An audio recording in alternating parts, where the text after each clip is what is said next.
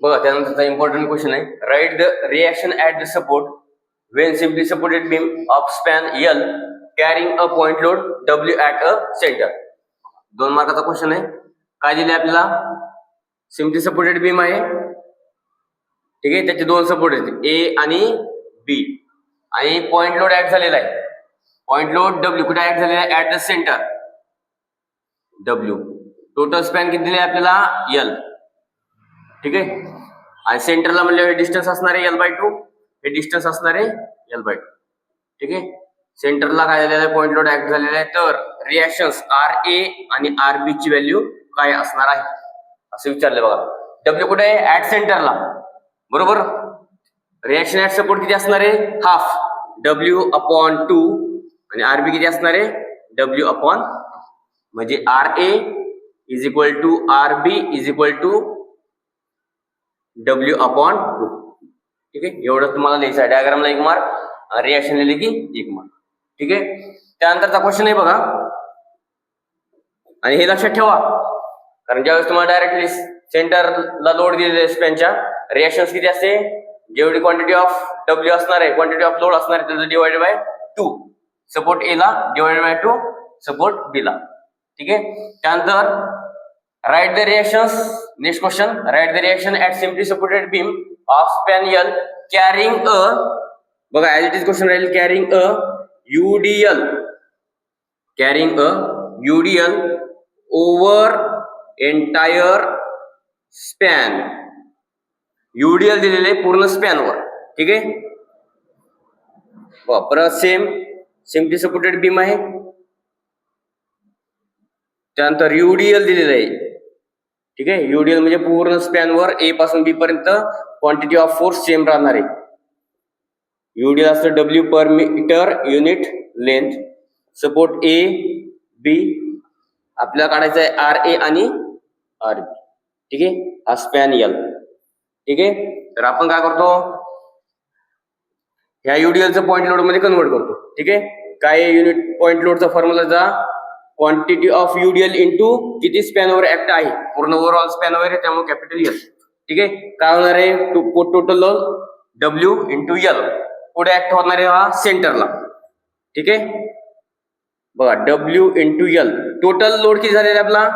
W into L, ठीक आहे. RA वर हाफ WL/2, RB वर हाफ WL/2, म्हणजे रिएक्शन काय येणार आहे? RA is equal to RB is equal to WL/2, ठीक आहे. सिंपल क्वेश्चन आहे, 2 मार्क्स, ठीक आहे. बघा व्यवस्थित लक्षात ठेवा, ज्यावेळेस सेंटरला पॉइंट लोड असेल त्यावेळेस W/2 पूर्ण स्पॅनवर UDL असेल. रिएक्शनचा फॉर्म्युला दोन्ही सपोर्टवर रिएक्शन WL/2. नंतरचा महत्वाचा क्वेश्चन आहे, state Varignon's theorem of moment. Actually हा सेकंड चॅप्टर मधला क्वेश्चन आहे, ठीक आहे. आपला राहिला होता त्यामुळे आपण हा घेतलेला आहे. State Varignon's theorem of moment. आता व्हेरिग्नन्स थेरम काय सांगतोय? When the number of forces are acting on a body, बघा ठीक आहे, कन्सिडर करा एक बॉडी आहे, बॉडीवर काय झाले? नंबर ऑफ फोर्सेस ऍक्ट झालेले, ठीक आहे. ही बॉडी आहे, बॉडीवर काय झाले? नंबर ऑफ फोर्सेस ऍक्ट झालेले आहेत, ठीक आहे. कन्सिडर करा F1, F2, F3 आणि F4 हे 4 फोर्सेस आहेत, ठीक आहे. याच्यामधलं हे डिस्टन्स आहे x1, बघा हे डिस्टन्स आहे x2, आणि हे डिस्टन्स आहे x3 फ्रॉम पॉइंट A पासून, ठीक आहे. बघा when the number of forces are acting on a body then the algebraic sum of moments of all forces, सगळ्या फोर्सेसची मोमेंटची ऍडिशन केली about any point is equal to the moment of their resultant, moment of their resultant at the same point. म्हणजे सगळ्या फोर्सच्या मोमेंटची addition केली आणि रिझल्टंटची addition केली तर दोन्ही पण काय राहणार आहेत? इक्वल टू राहणार आहेत, ठीक आहे. Moment of all forces about the same point and resultant about the same point is equal to each other, ठीक आहे. असा त्याचा अर्थ आहे, ठीक आहे. आता बघा summation of moment about point A is equal to, काही मोमेंट म्हणजे माहिती आपल्या फोर्स इंटू परपेंडिक्युलर डिस्टन्स, ठीक आहे. आता F1 इज इक्वल टू किती येणार आहे? F1 इंटू हा ए पॉइंट वरच आहे त्याच्यामुळे F1 into 0 plus F2 into काय येणार आहे? ए पॉइंट आणि F2 मधला डिस्टन्स किती आहे x1 प्लस परत मोमेंट F3. ठीक आहे, आता ह्याच्यामध्ये कन्सिडर करताना बघा क्लॉकवाईज मुवमेंट जर जात असेल तर प्लस कन्सिडर करा, अँटी क्लॉकवाईज मुवमेंट जर जात असेल तर मायनस कन्सिडर करा. बघ ठीक आहे, F1 इंटू 0. F2 कसा जाणार आहे क्लॉकवाईज, त्यामुळे प्लस कन्सिडर करा. F3 कसा जाणार आहे परत clockwise, force into distance F3 into x2. त्यानंतर F4 हा कसा जाणार आहे अँटी क्लॉकवाईज, त्यामुळे minus F3 into x2 plus F4 into the minus F4 into x3. ठीक आहे, ही झाली moment of all forces about any point is equal to काय म्हणते, is equal to the moment of their resultant in the same point. ठीक आहे, suppose हा इकडे रिझल्टंट असेल किंवा मध्ये असेल. ठीक आहे, रिझल्टंट इंटू त्याचा पॉइंट डिस्टन्स काय असणार आहे इक्वल टू असणार आहे, म्हणजे summation of moment about of all forces about same point is equal to the resultant is about of the same point is always equal. ठीक आहे, R इंटू एक्स हा formula लक्षात ठेवा. Summation of moment about point A is equal to R into X. Summation of moment म्हणजे काय, summation of किंवा सम of all moment about all forces at is equal to the resultant of the same point. म्हणजे resultant कोणत्या same पॉइंटला, म्हणजे ए पॉइंटला घेतले, moment पण ए पॉइंटला घेतलेली आणि रिझल्टंट पण ए पॉइंटला घेतलेली, दोन्ही पण काय असणार आहे इक्वल टू असणार आहे. ठीक आहे, व्यवस्थित बघा. 2 मार्काला विचारलं स्टेटमेंट आणि फॉर्म्युला जर लिहिलं तरी तुम्हाला आउट ऑफ मार्क मिळतील. त्यानंतर चॅप्टर नंबर 4 किंवा unit number 4 friction of forces या चॅप्टर मधले थ्योरीचे क्वेश्चन बघू आपण. पहिलाच क्वेश्चन आहे बघा, define friction state it's type. ठीक आहे, फ्रिक्शन म्हणजे काय, डेफिनेशन द रेजिस्टन्स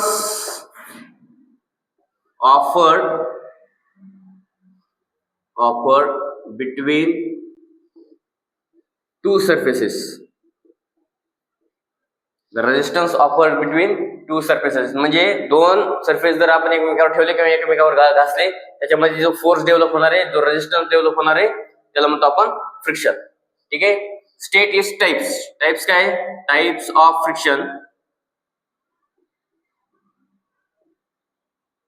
ठीक आहे, मेन 2 टाइप आहेत त्याचे.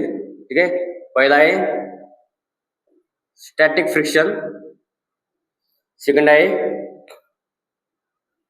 Dynamic friction. किंवा त्यालाच म्हणतो आपण कायनेटिक फ्रिक्शन. कायनेटिक फ्रिक्शन मध्ये परत 2 टाइप्स. पहिला आहे स्लाइडिंग फ्रिक्शन, सेकंड आहे रोलिंग फ्रिक्शन. ठीक आहे, डेफिनेशनला 1 मार्क, टाइप्सला 1 मार्क. ठीक आहे, किंवा कोणते तरी 2 स्टॅटिक फ्रिक्शन किंवा डायनामिक किंवा कायनेटिक फ्रिक्शन लिहिलं तरी मार्क मिळतील तुम्हाला 1. ठीक आहे, तर महत्त्वाचा क्वेश्चन आहे state advantages and disadvantages of the friction. फ्रिक्शनचे ऍडव्हांटेजेस आणि डिसएडव्हांटेजेस काय, 2 मार्काला विचारलं तर ऍडव्हांटेजेस 2, डिसएडव्हांटेजेस 2. 4 मार्काला विचारले तर ऍडव्हांटेजेस 4, डिसएडव्हांटेजेस 4. ठीक आहे, असे तुम्हाला लिहावं लागतील. तर ऍडव्हांटेजेस काय आहे, पहिला man can easily walk on a horizontal surface. आता बघा आपण हॉरिझॉन्टल सरफेसवर चलतो, कशामुळे चलतो, ड्यू टू फ्रिक्शन. ठीक आहे, त्यानंतर गाडी चालवतोय आपण, ब्रेक अप्लाय केला तर तो ब्रेक कशामुळे लागणार आहे, त्या 2 सरफेसचा कॉन्टॅक्ट किती आहे. ठीक आहे, safe movement of vehicles by applying the brakes. त्यानंतर easily writing material without slipping. आता मी बोर्डवर लिहितोय किंवा तुम्ही पेनच्या साह्याने वहीवर लिहिता, ते कशामुळे लिहिता तुम्ही, इझिली ड्यू टू फ्रिक्शन. त्यानंतर hammer the nail into the wall, आपण भिंतीवर खिळे ठोकतो बघा, तर ते कशामुळे इझिली जातं आपल्याला, ड्यू टू फ्रिक्शन. पण ह्याच्यात काय डिसएडव्हांटेजेस आहेत, पहिला काय where and tear of the machine. Friction जर जास्त असेल तर तिथं त्या मशीनचं घर्षण आणि तिथं लॉस ऑफ एनर्जी जास्त होणार आहे. ठीक आहे, सेकंड आहे बघा loss of energy. Loss of energy झालं म्हणजे मोर कन्झम्पशन ऑफ फ्यूल. आपल्याला पेट्रोल डिझेल काय लागणार आहे किंवा स्टार्ट करण्यासाठी जे काय आवश्यक असणारे फ्यूल आहे ते त्याचं कन्झम्पशन काय आहे जास्त लागणार आहे आपल्याला. ठीक आहे, तर हे आहे त्याचे ऍडव्हांटेज आणि डिसएडव्हांटेज. व्यवस्थित बघा, डेफिनेशन आहे ठीक आहे. 2 मार्काला कोणते 2 डेफिनेशन विचारतात किंवा 4 मार्काला 4 डेफिनेशन विचारतात. ठीक आहे. पहिला फोर्स आहे लिमिटिंग फोर्स ऑफ फ्रिक्शन. पहिली डेफिनेशन आहे limiting force of friction. Limiting of force of friction आपण दाखवतो FR. ठीक आहे. काय definition, the maximum value of force of friction is called as the limiting force of friction. Maximum value किती आहे, frictional फोर्सची मॅक्झिमम व्हॅल्यू किती आहे त्याला म्हणतो आपण limiting force of friction. Definition should be the maximum value of force of friction is called as the limiting force of friction. It is denoted by the FR. त्याचं unit परत same newton kilometre काय असेल ते फोर्सचं जे unit आहे तेच limiting force of फ्रिक्शनचं युनिट असणार आहे. त्यानंतर आहे coefficient of friction. Coefficient of friction दाखवतो आपण म्यू ने. ठीक आहे. काय डेफिनेशन, it is the ratio of frictional force to the normal reactions RN. Mu is equal to FR divided by RN. Formula लक्षात ठेवा, ज्यावेळेस तुम्ही एक्झाम्पल सोडवता त्यावेळेस तुम्हाला लागणार आहे. ठीक आहे. त्यानंतर आहे angle of friction. Angle of friction लक्षात घ्या, बॉडी आहे, बॉडी ठेवलेली आपण हॉरिझॉन्टल सरफेसवर, वेट ऑफ W काहीतरी बॉडीचं वेट असणार आहे, जे अपोजिट साईडला नॉर्मल रिएक्शन असणार आहे. ठीक आहे. ज्या डायरेक्शनला बॉडी मूव्ह होणार आहे त्याच्या अपोजिट साईडला फ्रिक्शनल फोर्स अप्लाय होणार आहे. फ्रिक्शनल फोर्सचा फॉर्म्युला आहे म्यू इंटू RN. ठीक आहे. त्यानंतर त्याचा इफेक्ट आपण कंबाईन इफेक्ट ड्रॉ केला, जसं रिझल्टंट रिएक्शन काढतो ना तसं काय केलं आपण रिझल्टंट रिएक्शन काढली यस. ठीक आहे. अँगल ऑफ फ्रिक्शन म्हणजे काय, angle between the resultant reaction and normal reaction. Resultant reactions and normal reaction त्याच्यामधला अँगल फाय त्याला म्हणतो आपण अँगल ऑफ फ्रिक्शन. ठीक आहे. अँगल ऑफ फ्रिक्शनचा फॉर्म्युला काय आहे, टॅन इनव्हर्स ऑफ म्यू, म्हणजे phi is equal to tan inverse of म्यूचा फॉर्म्युला काय FR डिवाइडेड बाय RN. ठीक आहे. त्यानंतर angle of repose, angle between horizontal surface and incline surface with neat sketch. विचारलं तर स्केच काढावं लागणार आहे तुम्हाला. ठीक आहे. कायचा अँगल आहे, horizontal surface and incline surface. Body कशी ठेवलेली आपण, ठीक आहे, बॉडी ठेवलेली आपण इन्क्लाइन सरफेसवर.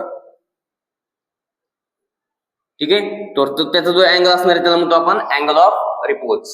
ठीक आहे. परत सेम बॉडी आपण इन्क्लाइन डायरेक्शन मध्ये ठेवलेली आहे, या बॉडीचं वेट W, परत अप्लाय फोर्स केलेला P, बॉडीवर चाललेली आहे ना, मोशन या डायरेक्शन असेल तर त्याच्या अपोजिट साईडला FR. ठीक आहे. परत ही बॉडीचं वेट जे आहे ते इन्क्लाइन डायरेक्शन मध्ये असणार आहे, म्हणजे परत त्याला 2 कंपोनेंट येतील. हे असणारे नॉर्मल रिएक्शन्स, असणारे आपला W कॉस थिटा आणि हा हॉरिझॉन्टल डायरेक्शनला W साइन थिटा. हा अँगल असणार आहे थिटा. म्हणजे अँगल ऑफ रिपोज जेवढा असणार आहे तेवढाच अँगल ऑफ फ्रिक्शन. ठीक आहे, तेवढाच असणार आहे, लक्षात ठेवायचं. ठीक आहे. व्यवस्थित बघून घ्या, डायग्राम व्यवस्थित लक्षात घ्या.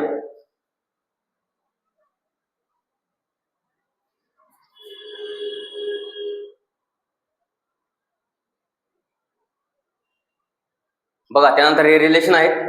रिलेशन तुम्हाला विचारतात 2-2 मार्काला, किंवा जे तुम्ही क्वेश्चन सॉल्व्ह करणार आहेत, एक्झाम्पल सॉल्व्ह करणार आहेत त्याच्यामध्ये तुम्हाला इम्पॉर्टंट आहे. पहिलं काय, relation between angle of friction phi and angle of repose. Angle of friction आणि अँगल ऑफ रिपोजचं रिलेशन काय आहे, तर angle of friction is equal to angle of repose. दोन्ही पण काय असतात, एकमेकांना इक्वल. त्यानंतर relation between coefficient of friction and angle of repose. ठीक आहे. तर याचा फॉर्म्युला आहे mu is equal to tan alpha. ठीक आहे. बघा, लक्षात ठेवा, coefficient of friction is equal to tan alpha. त्यानंतर आहे relation between the coefficient of friction and angle of friction. या दोन्हीचं रिलेशन काय आहे, तर म्यू इज इक्वल टू काय असतो, टॅन फाय. ठीक आहे. म्हणजे ह्याच्यावरून काय लिहिलं, phi is equal to tan inverse of mu. हा फॉर्म्युला आपण बघितलेला आहे. किंवा अल्फा इज इक्वल टू काय येणार आहे, परत same tan inverse of mu. फॉर्म्युले लक्षात ठेवा. ठीक आहे. सोपे रिलेशन आहेत. त्यानंतरचा क्वेश्चन आहे बघा, लॉ ऑफ स्टॅटिक फ्रिक्शन. काय आहे, law of static friction. Maximum वेळेस विचारलेला आहे. एकतर 2 मार्काला विचारले किंवा 4 मार्काला विचारले. 2 मार्काला विचारले तर कोणतेही 2 लॉ लिहायचे, 4 मार्काला विचारले तर कोणतेही 4 लॉ लिहायचे. हे 5 लॉ आहेत टोटल. त्या 5 पैकी जे तुम्हाला सोपे 2 वाटतील ते 2 मार्काला द्या, जे सोपे 4 वाटतील ते 4 मार्काला द्या. बघा एक्सप्लेन करतो. बघा स्टॅटिक फ्रिक्शन म्हणजे काय, बॉडी कशी आहे आपली ऍट रेस्ट कंडिशन आहे किंवा ऍट स्टेट कंडिशन मध्ये आहे. तर त्यावेळेस जे काय फ्रिक्शन डेव्हलप होणार आहे त्याचे लॉ आहेत स्टॅटिक फ्रिक्शन. ठीक आहे. पहिला आहे the force of friction increasing up to limiting friction. ठीक आहे. Force of friction maximum friction पर्यंत इन्क्रीज होणार आहे. ठीक आहे. त्याच्यानंतर नाही. The force of friction increasing up to limiting friction, maximum friction पर्यंत इन्क्रीज होईल. सेकंड लॉ आहे when the body is just about to move is called as the move of impending. ठीक आहे. सपोज बॉडी आहे at rest condition मध्ये आहे, पण body due to weight of body ज्या डायरेक्शनला मूव्ह होणार आहे, ज्या डायरेक्शनला बॉडी काय होणार आहे मूव्ह होणार आहे, त्याला म्हणतो आपण मोशन ऑफ इम्पेंडिंग. ठीक आहे. फोर्सेसमुळे स्टॅटिक फ्रिक्शनमुळे किंवा स्टॅटिक जे काय त्याला फ्रिक्शन लागलेलं आहे त्याच्यामुळे बॉडी काय होणार आहे मूव्ह होणार आहे एका डायरेक्शनला, ज्या डायरेक्शनला मूव्ह होणार आहे त्याला म्हणतो आपण मोशन ऑफ इम्पेंडिंग. ठीक आहे. त्यानंतर थर्ड लॉ आहे in the limiting equilibrium. Body जर आपली इक्विलिब्रियम कंडिशन मध्ये असेल तर maximum value of frictional force is directly proportional to the normal reactions. बघा तिसरा, चौथा आणि पाचवा हे तिन्ही लॉ स्टॅटिक फ्रिक्शन आणि डायनामिक किंवा कायनेटिक फ्रिक्शन मध्ये सेम आहे. ठीक आहे. त्यामुळे हे व्यवस्थित बघा. Maximum value of force of friction is directly proportional to the normal reaction, म्हणजे FR max is directly proportional to the normal reaction. दोन्ही इक्वल दाखवायचं तर आपण काय करतो, एक कॉन्स्टंट यूज करतो, त्याला म्हणतो आपण μs, coefficient of static friction. ठीक आहे. तुम्हाला फक्त एवढंच लक्षात ठेवायचं आहे, maximum force of friction is directly proportional to the normal reaction at rest condition किंवा ऍट स्टॅटिक कंडिशन. ठीक आहे. त्यानंतर चौथा लॉ आहे limiting force of friction depends upon, कशावर डिपेंड असणार आहे, nature and material of the two surfaces in the contact. Friction होते दोन सरफेस मध्ये. ठीक आहे. तर त्या दोन सरफेस मधलं नेचर कसं आहे, रफ आहे का स्मूथ आहे. ठीक आहे. आणि त्या दोन सरफेस साठी कोणतं मटेरियल यूज केलेलं आहे तर त्या मटेरियलवर डिपेंड असणार आहे limiting force of static friction. ठीक आहे. त्यानंतर limiting force of static friction is independent upon the area of the two surfaces in the contact. ठीक आहे. दोन सरफेस इन कॉन्टॅक्ट मध्ये असेल तर त्याच्यावरती इंडिपेंडेंट असणार आहे. ठीक आहे. तर हे आहेत तुमचे 5 लॉ. आता नेक्स्ट बघू आपण static law, state the law of kinetic friction किंवा डायनामिक फ्रिक्शन. त्याच्यामध्ये काही लॉ सेम आहेत, तिसरा, चौथा आणि पाचवा, फक्त हे दोन. दुसरा पण लॉ सेम आहे, फक्त बघा याच्याला काय करू, क्वेश्चन नंबर 6 करू. State the law of kinetic friction किंवा डायनामिक फ्रिक्शन.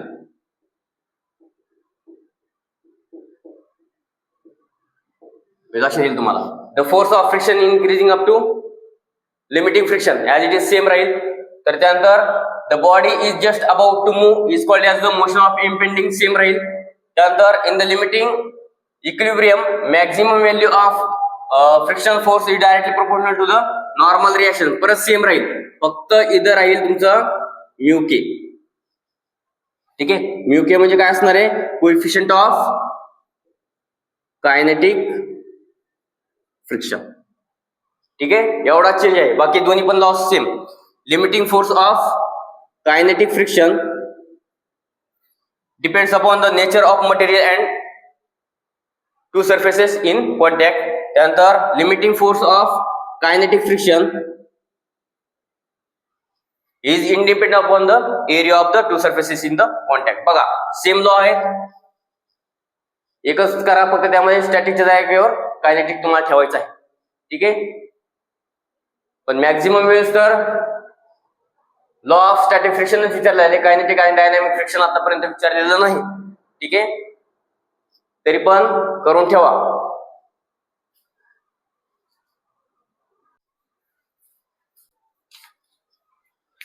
त्यानंतर बघा 4 मार्काचा महत्वाचा क्वेश्चन आहे, draw FBD, draw force body diagram of किंवा free body diagram of ladder in friction. आता लॅडर म्हणजे माहिती आहे सगळ्यांना, लॅडर म्हणजे काय असणार आहे, शिडी असणार आहे.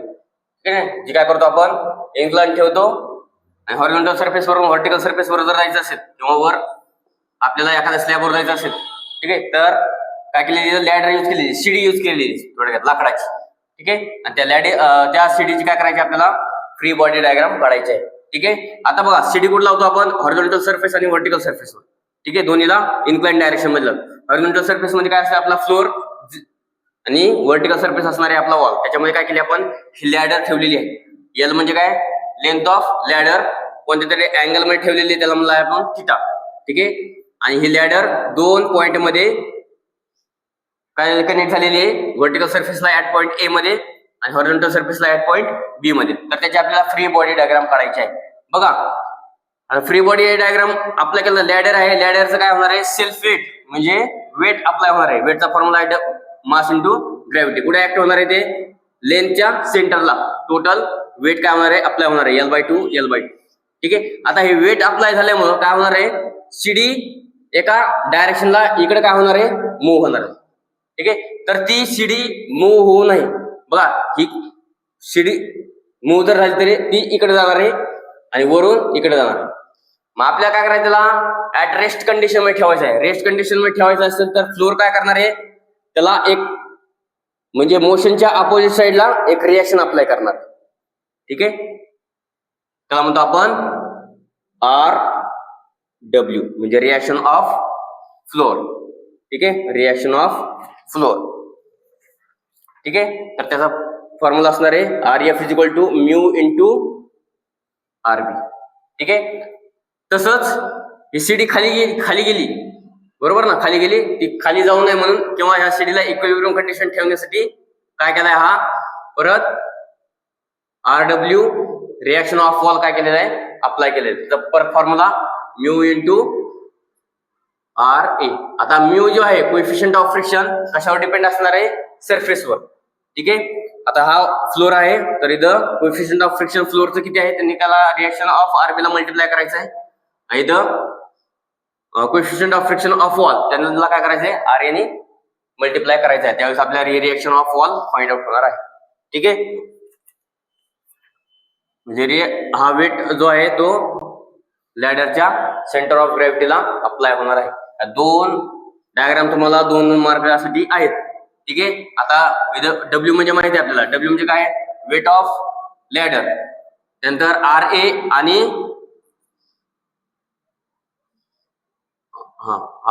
RA आणि RW काय रिएक्शन ऑफ वॉल, RB आणि RF रिएक्शन ऑफ फ्लोर.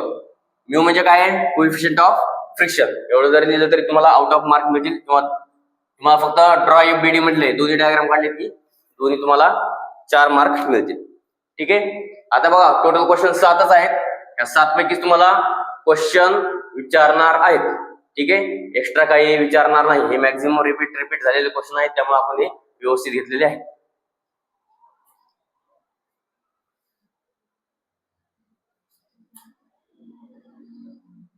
तर unit number 6 centroid and centre of gravity. ठीक आहे, त्याच्यामध्ये आपण 3 क्वेश्चन बघू. आता मॅक्झिमम वेळेस तर हाच क्वेश्चन विचारलेला आहे. ठीक आहे, define centroid and centre of gravity किंवा differentiate between centroid and centre of gravity. बघा डिफाइन जर विचारलं तर एका खाली एक लिहा आणि डिफरन्शिएट म्हटलं की असे 2 कॉलम करा. ठीक आहे, आता सेंट्रॉइड म्हणजे काय the geometrical centre of an object. The geometrical center of an object is called as centroid. ठीक आहे, जिओमेट्रिकल सेंटर असेल कोणत्याही फिगरचं तर त्या जिओमेट्रिकल सेंटरला म्हणतो आपण सेंट्रॉइड. सेंटर ऑफ ग्रॅव्हिटी म्हणजे काय the weight of the body is at the point म्हणजे कोणतंही एखादा सॉलिड बॉडी असेल त्या सॉलिड बॉडीचा जिथं मॅक्झिमम वेट ऑफ बॉडी एखाद्या पॉइंटला ऍक्ट होणार आहे त्याला म्हणतो आपण centre of gravity. The weight of the body at the point is called as centre of gravity. ठीक आहे, त्यानंतर सेकंड आहे बघा centroid is applicable for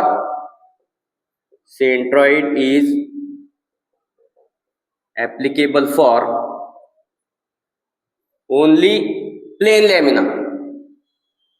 plain lamina म्हणजे 2 डायमेन्शनल काय डायग्राम असणार आहे. ठीक आहे, त्यासाठी जसं example that is rectangle, triangle, ठीक आहे, स्क्वेअर, सर्कल एक्सेट्रा. ठीक आहे, जे काय प्लेन लॅमिना आहे त्या प्लेन लॅमिनाच काय करतो आपण सेंट्रॉइड फाइंड आउट करू शकतो. जसं परत सेम सेंटर ऑफ ग्रॅव्हिटी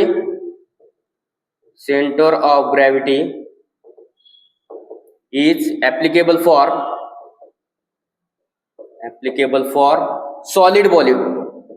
ठीक आहे, सॉलिड बॉडीज दॅट इज काय असणार याच्यामध्ये सिलेंडर,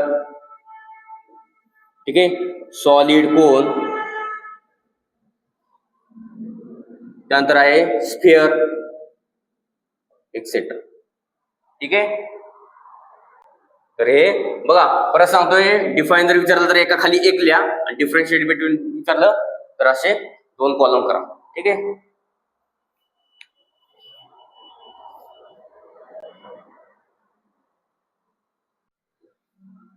त्यानंतर बघा 2 मार्काचे क्वेश्चन्स आहेत.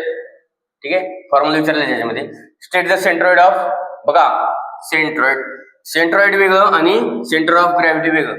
ठीक आहे, state the centroid of the semi circle and show it on the sketch. Semi सर्कलचा सेंट्रॉइड आपल्याला काढायचा आहे. ठीक आहे, बघा फॉर्म्युले व्यवस्थित बघा. सेमी सर्कल आहे हा वाय ऍक्सिस, हा एक्स ऍक्सिस, त्याचा हा सेंट्रॉइड असणार आहे जी, त्याचा हा एक्स बार आणि हा वाय बार. त्याचे फक्त फॉर्म्युले आपल्याला लिहायचे आहेत. तर x bar is equal to, suppose हे आहे डायमीटर दिलेले तुम्हाला, डायमीटर म्हणले आणि त्याचं सेंट्रॉइड पर्यंत डिस्टन्स असणार आहे रेडियस. ठीक आहे, आणि x bar is equal to काय असणार आहे कॅपिटल D/2 म्हणजेच रेडियस. ठीक आहे, x bar is equal to काय असणार D/2 किंवा रेडियस. वाय बार ची व्हॅल्यू काय आहे 4r डिवायडेड बाय 3π.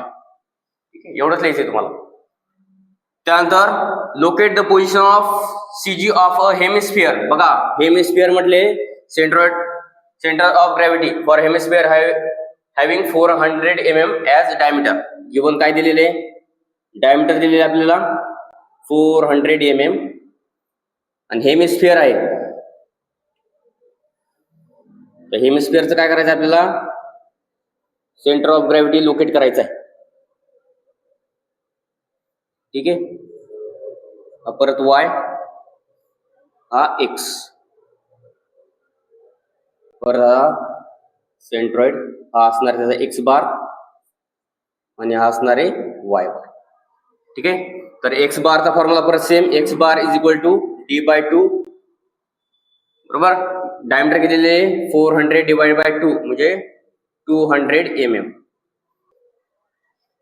वाय बारचा फॉर्म्युला काय आहे 3r/8. 3 इंटू रेडियस किती आहे 400 mm डायमीटर म्हटल्यावर रेडियस येणार आहे 200 डिवाइड बाय 3 किती आहे सॉरी 3r डिवाइड बाय 8. ठीक आहे, चेक करा किती आहे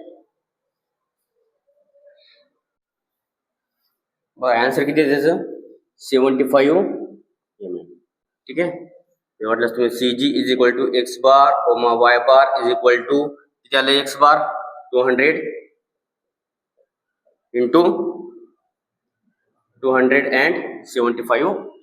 ठीक आहे, इथं पण तुम्ही लिहू शकता वाटलं centroid x bar comma y bar is equal to, ठीक आहे, R4r डिवाइडेड बाय 3π. लिहितर लिहिल्यानंतर नाही लिहिलं तरी तुम्हाला एवढं जरी लिहिलं तरी मार्क मिळतील. ठीक आहे, बघा आपण आतापर्यंत काय केलेले पूर्ण थेरी क्वेश्चन्स आपण घेतलेले. ठीक आहे, टोटल 18 मार्काला तुम्हाला थेरी क्वेश्चन विचारतात तेवढे व्यवस्थित आपण घेतलेले आहेत. ठीक आहे, व्यवस्थित बघा, व्यवस्थित सोडवा. सर्वांना परीक्षेसाठी ऑल द बेस्ट.